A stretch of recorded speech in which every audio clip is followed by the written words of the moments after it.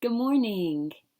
Hope all of you are doing well. It's Thursday, April 16th, so that means Chinese food day for me and Zach.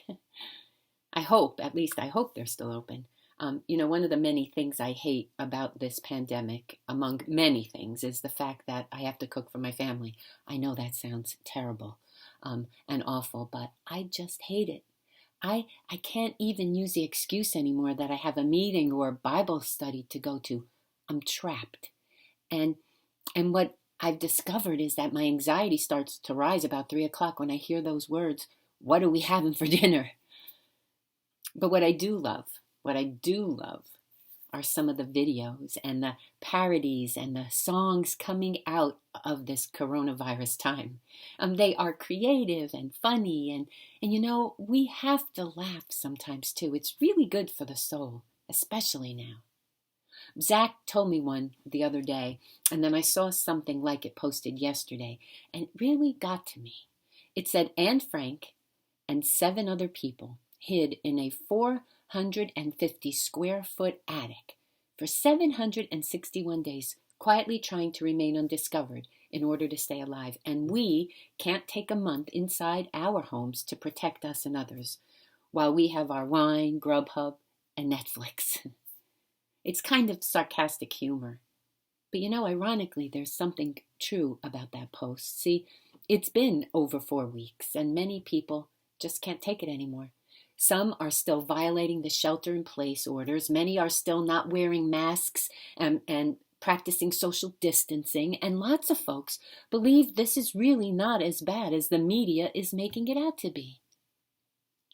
And all I can say to that is ask my 2 dear friends who both lost brothers to the virus, or another friend who lost her dear friend to it, or the many calls and texts I get about those who have it right now and are very sick.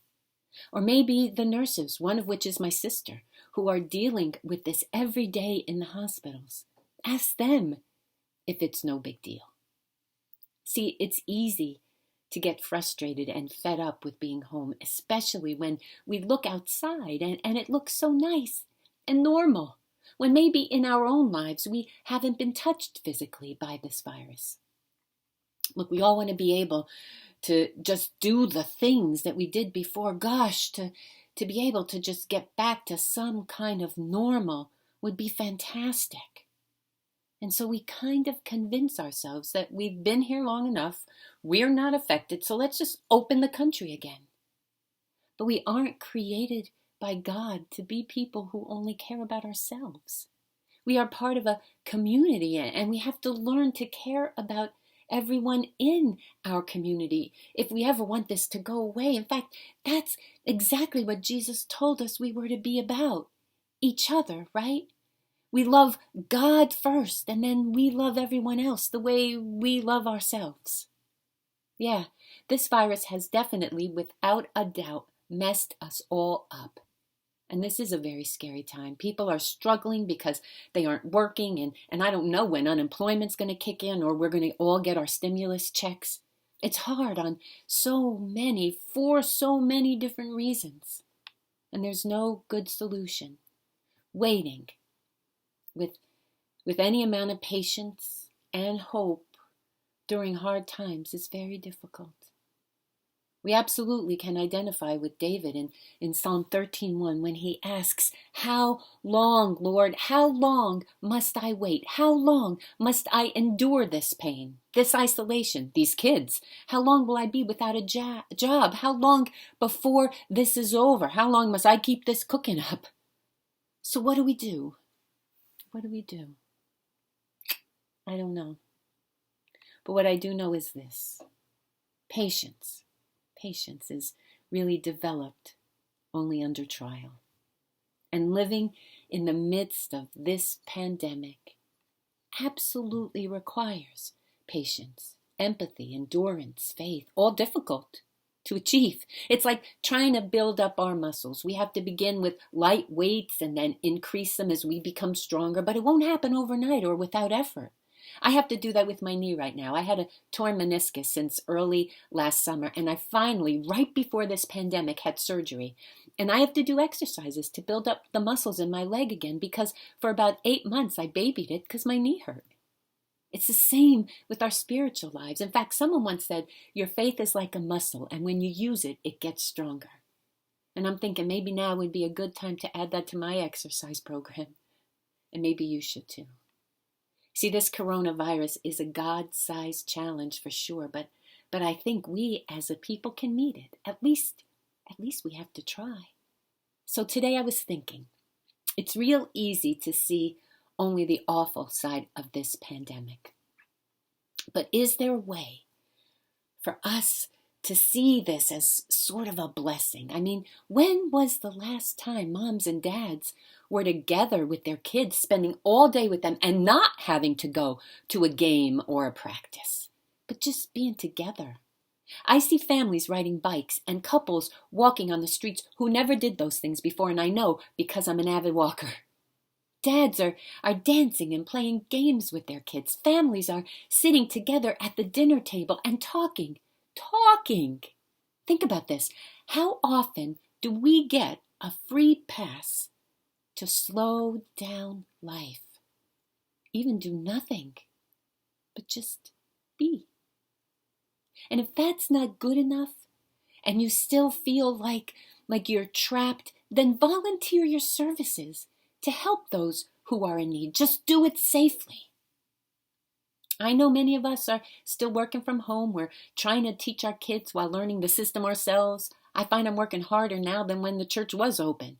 But I'm also finding lots of time to do things I didn't or couldn't before. Things that I might have wanted to do, some things I should have done, but never found the extra time or energy. I'm also not doing a lot of things I did before, and actually, that's okay.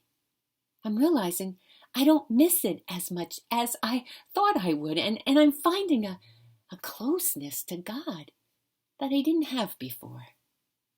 See, when we can't figure out which way to go, what to do, when we aren't getting the answers we want, when our patience is all but gone and the frustration level is out the window, the only sure place to go, my friends, is to God. He's the only sure thing in the midst of this mess. He's the only thing that's going to get us through this time in one piece and maybe, just maybe, have us come out better. I certainly hope so. So maybe today you can start a new exercise program, one where you consciously work on trusting God with your impatience, anger, fear, restlessness. Every day before it has a chance to rise, give it to God.